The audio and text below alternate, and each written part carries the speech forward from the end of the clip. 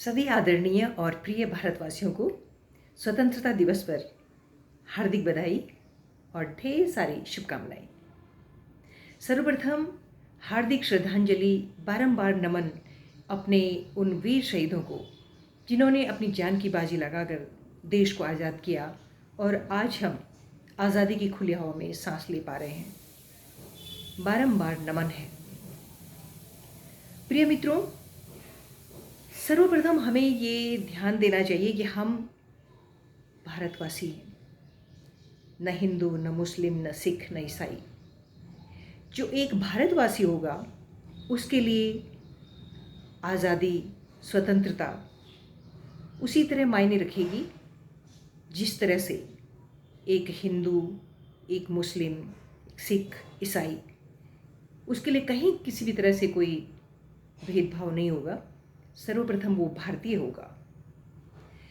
हमें ये ध्यान देना चाहिए कि जो भी समाज में जो अराजकता फैला रहे हैं वो भारतीय हो ही नहीं सकते हैं।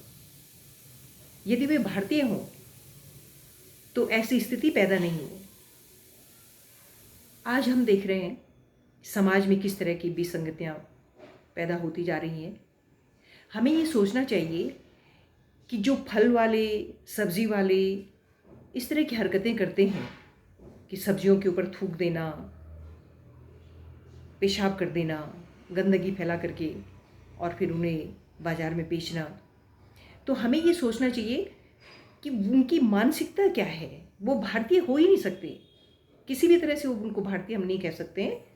और हमें ये सोचना चाहिए, चाहे वो हिंदू हो, मुस्लिम हो, सिख हो, ईसाई हो, जो भी इस तरह की हरकतों को देख रहा है उसे चुप नहीं रहना है, उन्हें समझाने की कोशिश करनी है कि प्रिय बंधुओं, तुम ये जो कर रहे हो ये तुम अपने लिए कर रहे हो। ये गुनाहगार ईश्वर के दरबार में तुम बन रहे हो अपने लिए, तुम कई जन्मों के लिए। हालांकि कुछ धर्मों के लोग जो हैं ये नहीं मानते हैं कि मनुष्य जन्म दोबारा होता है या एक बार इस धरा से वापस लौटने के बाद मनुष्य कई योनियों में जन्म लेता है। तो खैर ये अपने अपने मानने की बात है, लेकिन वैसे भी सोचा जाए, जो बच्चा पैदा होता है यदि उसको उसके कर्मों की सज़ा नहीं मिलती है तो पैदा होते ही वो इतनी परेशानियों में क्यों पैदा होता है। कई तरह की बीमारियां लेकर के साथ में आता है। कोई बच्चा इतने अच्छे घर में पैदा होता है और कोई बच्चा राख के ढेर में पैदा होता है, तो आखिर इसके पीछे कारण क्या है। तो ये तो हमें सोचना ही चाहिए। और रही जहाँ तक समाज की इन विसंगतियों की बात, तो हर इंसान का दायित्व बनता है कि वो जहाँ भी इस तरह की हरकतें देख रहा है उसे चुप नहीं रहना है।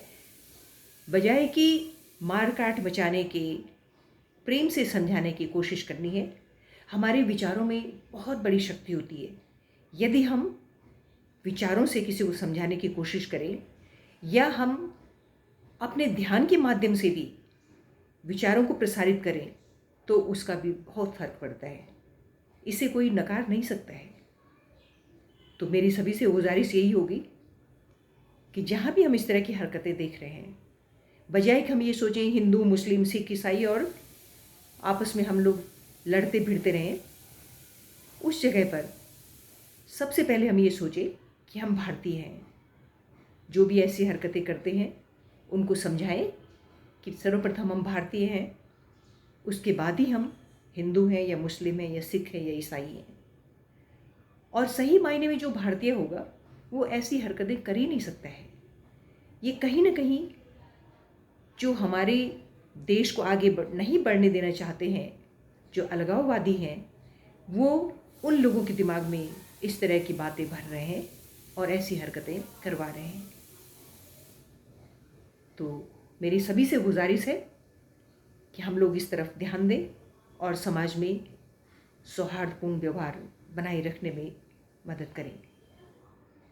साथ ही साथ आज हम स्वतंत्रता दिवस मना रहे हैं, तो हमारा दायित्व ये बनता है कि हम अपने बच्चों को स्वतंत्रता दिवस और गणतंत्र दिवस दोनों में अंतर भी समझाएं।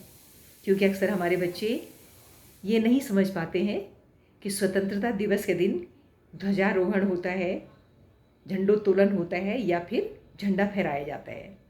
तो हमें अपने बच्चों को बताना है कि आज के दिन, स्वतंत्रता दिवस के दिन, हम लोग झंडारोहण करते हैं, झंडोत्तोलन करते हैं, क्योंकि इतने वर्षों की गुलामी के बाद हमारा देश जब आज़ाद हुआ तो हमने सबसे पहले जो ब्रिटिश का जो फ्लैग था, झंडा था, उसको नीचे उतारा और नीचे से अपने ध्वज को ऊपर ले गए और उसके बाद उसको आरोहण किया गया।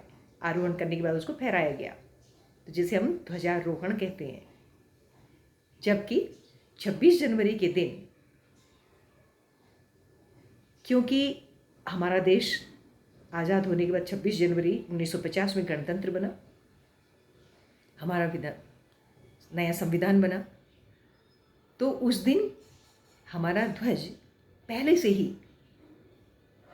ऊपर ही बंधा हुआ रहता है और वहीं से उसको फहराया जाता है। नीचे से ऊपर ले जाने की ज़रूरत हमें नहीं पड़ती है। तो ये बेसिक अंतर हमें अपने बच्चों को बताना है। साथ ही साथ ये भी बताना है कि स्वतंत्रता दिवस के दिन देश के प्रधानमंत्री ध्वज फहराते हैं, जबकि 26 जनवरी के दिन जो देश के प्रथम नागरिक हमारे राष्ट्रपति, वो ध्वजारोहण करते हैं, ध्वज फहराते हैं। क्योंकि स्वतंत्रता दिवस के दिन तब तक हमारा संविधान नहीं बना था, तो राष्ट्रपति का चुनाव भी तब तक नहीं हुआ था, इसलिए प्रधानमंत्री ध्वज फहराते हैं उस दिन।